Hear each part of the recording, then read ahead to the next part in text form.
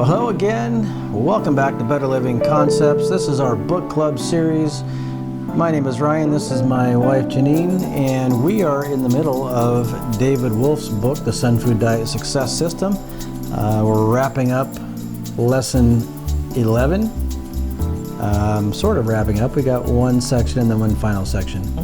But we're going to dive right in unless there's something you want to share that's on your heart currently. No? All right. Tree nuts.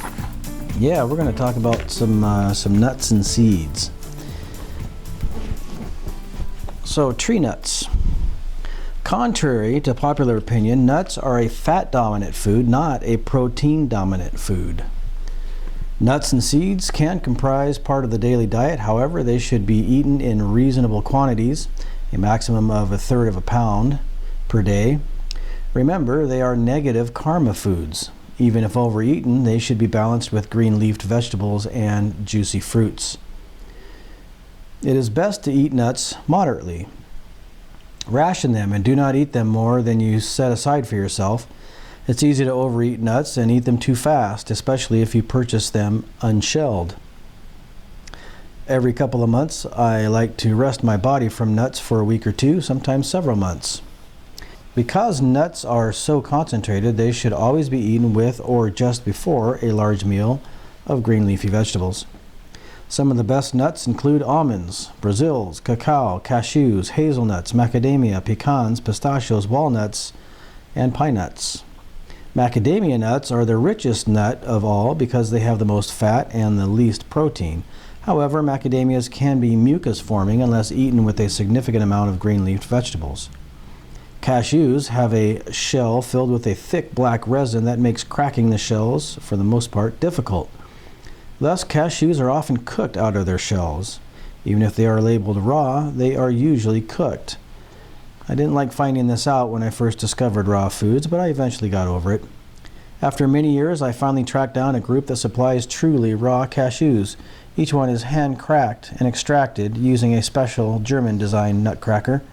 I made these available through Sunfood.com. What pleasure to eat cashews again. Tree nuts are also potentially mucus formers. If you eat too many nuts, you may find that clear mucus will flow from your nose. This is because nuts are acid forming in the body. A mucus discharge is a way for the body to dispel some acid forming minerals and create a more alkaline internal environment. Eating the alkaline forming green leaves counterbalances the acid forming elements in nuts, eliminating mucus discharges.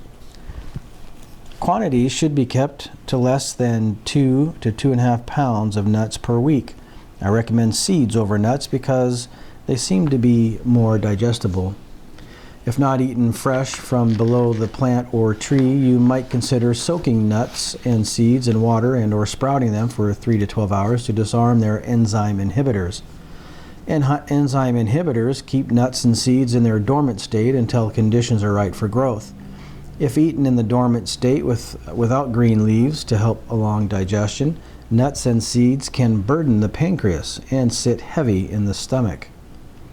If you eat nuts in moderation and eat nuts with green-leafed vegetables, then you need not worry about soaking or mucus formation. A strong digestive tract, strengthened by months and years of eating quality high-fiber green vegetables, is capable of digesting a small quantity of nuts with little difficulty. Seeds. My experience and research has revealed that the best seeds are those which contain a reasonable ratio of fat to protein. A good edible seed should contain no more protein than 2 parts fat to 1 part protein, or a 2-to-1 ratio. This includes flax, hemp, pumpkin, sesame, which is used to make tahini, sunflower, and especially young coconut. And yes, a coconut is actually a seed. The seeds that we call grains and legumes are protein dominant, not fat dominant. I recommend against excessive protein dominant seeds like these. Raw legume sprouts such as mung beans, kidney beans, lentils, and soybeans can drain the body of water. If legumes are eaten, the best legumes are chickpeas and peanuts. Wild Amazonian peanuts, the only peanuts to ever test free of aflatoxin are now available at sunfood.com. Chickpeas should be sprouted. Peanuts may be soaked until plump before eating, although they are nice in their dried state as well. Both chickpeas and peanuts have a higher ratio of fat to protein than other legumes, but chickpeas are still protein dominant. Soybeans have a high ratio of fat to protein, 1 to 2, so they are one of the better legumes, even if cooked. However, they are such hybridized foods, so far out of the natural wild state, that they are mostly genetically modified, so that I do not endorse them or products primarily made primarily from them, such as soy milk, soy cheese, soy burgers, etc. Research is indicating that more than 2 servings of soy per week can influence hormone metabolism. Soy is known to be thyroid suppressive. Grains, especially hybridized weak seeds, do not metabolize cleanly when cooked. Cooked grains and to some degree sprouted grains such as oats, rice, and wheat berries may leave a gummy residue behind that will clog up any tiny lymph and blood vessels if overeaten over a long period of time. If one enjoys eating grains, they should be eaten uncooked and unsprouted in their hard, natural state, in the way the Roman soldiers ate them. After a few moments of chewing, they soften and become quite edible. Raw grains mix well with grasses and wild greens. Be careful, as grains eaten in this state contain amylase inhibitors, creating digestive distress if any sweet food is eaten within several hours following a raw grain meal. If one is to sprout or cook grains, the best for this purpose are quinoa and millet. They have a higher ratio of fat to protein than other grains, although they are still protein dominant. Quinoa and millet are also closer to the wild state. Protein. Perhaps the biggest misconception in the field of nutrition is the confusion between fat and protein. When someone says, "I need protein," they often need and want fat. Most people and nutritionists cannot distinguish between the desire for fat and the desire for protein. Many raw food advocates have recommended nuts for protein, when in reality the value of nuts is in their fat. Some people can give up fish much easier than cheese because fish is mostly protein, whereas cheese is mostly fat. Protein is what we are. It is the structure of our physical body and each one of our cells. The protein theory essentially states that you need fresh flesh protein to build flesh protein. If that were true, then gorillas should have to eat flesh to develop their incredibly muscular 400-pound bodies. Imagine a newborn human baby doubling its body weight in several months on a diet of breast milk. Most breast milk is less than 2% protein, and even the heavier hind milk is only about 10% protein. Breast milk itself is a fat-dominant food. The construction of proteins actually occurs from the free amino acids available to the body. The body has to break down all protein, if it can, into its constituent parts, the amino acids, before the material can be utilized. Protein is a collection of amino acids. The protein structure consists of amino acids strung together like grapes on a vine. Protein is important, yet it's not as important as is being overstated by official ivory tower sanctioned sources. Protein, of course, should be of the best plant type, and one should not confuse fat or oil with protein. Very dense protein-dominant foods, animal muscle, whether raw or cooked, create obstructive residues inside the human body. Plant protein is of a higher and lighter vibration that metabolizes more cleanly. The best, cleanest sources of protein are green vegetables, seeds, such as hemp, flax, sesame, poppy, sunflower, chia, etc., and superfoods. For clarity, superfoods are plant foods with extraordinary properties. Usually they contain all essential amino acids, high levels of minerals, and a wide array of unique, even rare nutrients. Some prominent superfoods include marine phytoplankton. This outstanding superfood forms the basis of the entire food chain for the whole planet. Marine phytoplankton is a source of DHA, EPA, and phospholipids. Spirulina. a spiral algae consumed for thousands of years by indigenous people in Mexico and Africa, the highest concentration of protein on Earth. Blue-green algae. Klamath Lake algae has a phenomenal reputation in the health field. Chlorella, another high-protein algae that has the special property of detoxifying heavy metals from the brain when used in conjunction with cilantro. Bee pollen. Wild pollen, not orchard pollen, should be used and should come from ethically harvested sources where bees are treated respectfully. Bee pollen is nature's most complete food.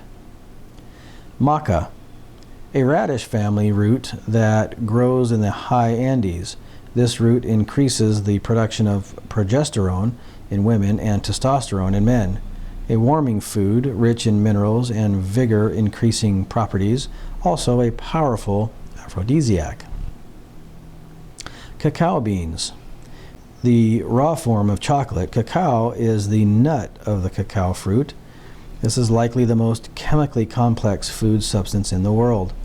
Usually better for weight loss as it inhibits appetite. Please read my book, Naked Chocolate, for more information on cacao, the food of the gods. Goji berries or wolfberries. This is the most revered food in Tibetan and Chinese herbalism. These closely related berries look like red raisins and taste incredible. They contain at least 18 amino acids and are a complete protein and a fantastic source of minerals. Hemp seed, the only seed with no enzyme inhibitors, contains edestin, perhaps the most bioavailable form of protein. Also contains the euthanating sulfur-bearing amino acids and a unique array of minerals. Wild young coconuts, not to be confused with white Thai coconuts found in markets. Wild coconuts are one of the greatest foods on earth. The coconut water and soft inner flesh are strength-enhancing, electrolyte-rich, mineral-rich, euthanating, and invigorating. While young coconut water is the best base for any smoothie, especially great with other superfoods. Remember, as with all foods, not all superfoods work for everybody. Find the ones that agree with you and enjoy. I usually use them in morning smoothie drinks. Real strength and building material comes from green-leafed vegetables, seeds, and superfoods, where the amino acids are found. These are true protein foods. They contain all the amino acids we require. We might look at the gorilla, the zebra, giraffe, hippo, rhino, or elephant and find they build their enormous musculature on green-leafed vegetation and grass seeds exclusively. The World Health Organization has established a minimum daily requirement of 32 grams of protein for a 150-pound male. Women require slightly less protein than men, except when pregnant, and they require slightly more than men. To satisfy the powerful meat and dairy interests in the United States, the U.S. recommended daily allowance presents an inflated protein recommendation of 0.8 grams of protein per kilogram of body weight. This is not a minimum daily requirement, but a recommended daily requirement that includes an added 30% safety margin under the U.S. RDA. A 150-pound or 68-kilogram male is recommended to consume 54.4 grams of protein per day. Interestingly, protein can be adequately supplied by raw plant foods. Animal protein is not necessary to meet protein needs. The consumption of cooked animal protein has been statistically correlated with all the major diseases of civilization.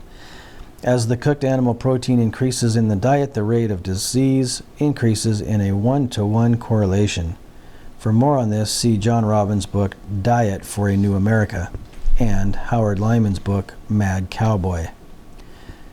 Most of the diseases of civilization are actually caused by animal protein poisoning because protein-dominant animal foods are acid-forming and not natural foods for humans to consume in such large quantities. Is there enough protein available in the all-raw diet? Consider the following analysis below of day 3, Wednesday, of the all raw menu, Appendix B, the Sunfood Diet Weekly Guideline and Menu Plan. And here he is showing a chart of protein where he discusses 5 apples, 20 pecans, 25 macadamia nuts, 3 cucumbers, 3 large tomatoes, 1 zucchini, 2 oranges, spinach, lettuce, endive, kale, and green cabbage. And he's discussing their weights, their mass, and their protein per 100 grams, and all of that. And he says, note, 3 tablespoons of spirulina contains about 10 grams of protein. Spirulina contains 60 grams of protein per 100 grams of substance and is not even in the list. If it were, it would be quite easy to exceed all official protein requirements. It's interesting. I have had individuals walk into my office with severe liver and kidney damage caused by the high-protein diet. Seeing lives trashed by incorrect nutritional advice and fanciful theories sends the message home. Please stop listening to anyone in any field who is not getting the results you desire. Consider the words of Maurice Kroc in his book, Diet, Health, and Living on Air. Quote, in the metabolism of fats, sugars, and starches, the waste which is left behind is carbon dioxide and water. This, however, is not the case with protein, which leaves as its end products uric acid and urea, which, if retained in the system, are very harmful. Thus, not only is protein not well utilized for bodily heat, but it is also a potential danger to the health of the liver and kidneys, and because of this, it is the greatest factor in acidifying the entire membranous tract. Unquote. Dr. C. Samuel West describes in his book, The Golden 7+1, that the primary cause of disease is undigested protein trapped in the intercellular fluid between the cells. Although I am something other than a supporter of them, if acid-forming protein-dominant foods, animal, muscle, sprouted grains, and legumes are eaten, they should always be combined with green leafy vegetables. The alkaline greens neutralize the acidity of the protein food. The fiber in greens helps push everything through the digestive system properly. And then here he has a triangle chart showing the separation of the 3 categories, the chlorophyll, sugars, and fats. And of course, chlorophyll is the green leafy vegetables, the sugars are the sweet fruits, and the fats are the fatty fruits, nuts, coconuts, and seeds. And he's got it equally proportionate at 33% per category. For the best health, I recommend that the diet predominantly contain proteins or amino acids in the form of green vegetables, seeds, and superfoods. And we're going to stop right there for this particular section. Okay. Well, he did it again. He just bombarded us with a tremendous amount of high-quality information. Yeah, I think so. Talk to me. Well, let's see. What jumped out at me? Nuts are fat-dominant food more than a protein-dominant food. Yeah, that was curious to me. Yeah. That he likes to rest his body from nuts for a week or 2, sometimes several months. And should always be eaten with green leafy vegetables before a large meal. Even if they're labeled raw, they're usually cooked. Talking about cashews, that was interesting. And let's see, that nuts are mucus formers. Yes. Right? That a mucus discharge is a way for the body to dispel some acid-forming minerals and create a more alkaline internal environment. Eating the alkaline-forming green leaves counterbalances the acid-forming elements in nuts, eliminating mucus discharges.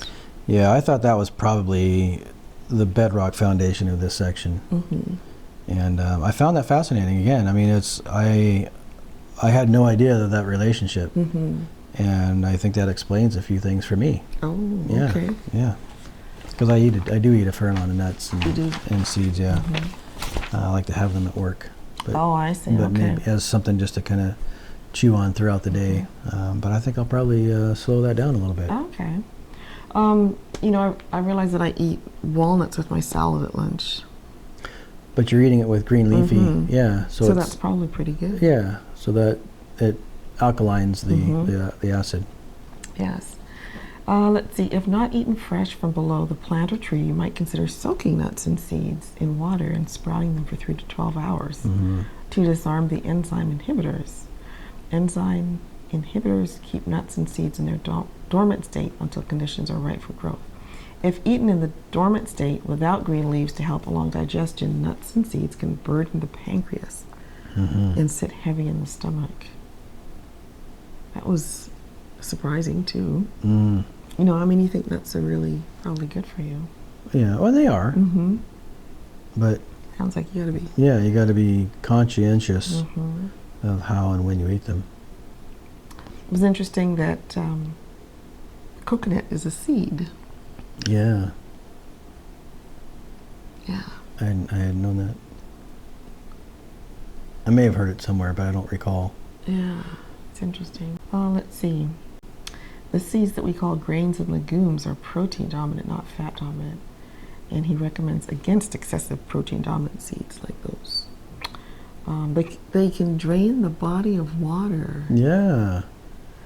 I wonder, you know, it's interesting because we usually have to add water to use them, right? These are usually dried, and you usually add water. Or soak them, yeah. Yeah. So chickpeas should be sprouted. Soybeans kind of seems to be warning against those. They're such hybridized foods. They're mostly genetically modified, and he doesn't endorse them. Soy cheese, soy milk, etc. They can influence hormone metabolism, and soy is known to be a thyroid suppressant. That was interesting. Yeah, especially as one gets older, you know, the thyroid takes on so much already. Yeah. You know, to suppress it even further, taxes it even that much more. Yeah. So that was interesting. Talks about eating grains raw, chewing them for a bit. Wheat berries. I've heard about that before, but I don't know if I. Yeah, it doesn't sound very. It's not something you just find yourself enjoying. No, I don't. Well, of course, I haven't really tried it. So. Yeah. Excuse me, I shouldn't knock it before I try it, I guess. I have done it actually. You have chewed on little bits of wheat grain or something? Yeah, like back in Kansas when I went back to see my family, they grew wheat, and we would pick the heads off, and then you would chew them, and they'd be like gum. Okay. Oh, interesting. Yeah, you just, that's how you got your gum. Oh, You wow. chew on it for an hour. They can soften and become quite edible. Raw grains mix well with grasses and wild grains. Be careful, as grains eaten in this state contain amylase inhibitors, creating digestive distress. If any sweet food is eaten within several hours following a raw grain meal. So, let's see. When someone says that they need protein, they usually mean they want fat. I can see that. And that cheese is difficult to give up, more so difficult than fish. Yeah. Yeah. Talks about the protein ratios. Let's see, most breast milk is less than 2% protein. Human baby's doubling its body weight in several months. The construction of proteins actually occurs from the free amino acids. What else was interesting here? Protein is important, yet not as important as it's being stated by official sources. Plant protein is of a higher and lighter vibration than that metabolizes more cleanly. So that was interesting too. Let's see, the best sources of protein are green leafy vegetables. Usually they contain all essential amino acids. And he lists all those superfoods. One of the things that was interesting was that chlorella, used in conjunction with cilantro, detoxifies heavy metals. I'd like to kind of look into that a little bit. Yeah, let's definitely explore that one. And then his book, Naked Chocolate, that was worth reading. Let's see. Wild coconuts are one of the greatest foods on earth. Wild young coconut is the best base for any smoothie, especially great with other superfoods. Yeah. And then he lists a couple other books that I thought look interesting. Diet for a New America and Mad Cowboy. Most of the diseases of civilization are actually caused by animal protein poisoning because protein-dominant animal foods are acid-forming and not natural foods for humans to consume in such large quantities. Yeah. That chart seemed interesting. I thought that was kind of cool to see tomatoes and zucchini and oranges on there as protein rich. Yeah. Mm-hmm. He says he has seen individuals walk into his office with severe liver and kidney damage caused by too much protein. And then mentions this other book, Morris Crock's Diet, Health, and Living on Air. Yeah, that one sounded interesting to me too, for sure. Just the idea of living on air. Mm-hmm. How does that work? Protein is not well utilized for bodily heat. So excess protein leaves as its end product uric acid and urea, which, if retained in the system, are very harmful. Mm-hmm. Also, Dr. C. Samuel West's book, The Golden 7+1, the primary cause of disease is undigested protein trapped in the intercellular fluid between the cells.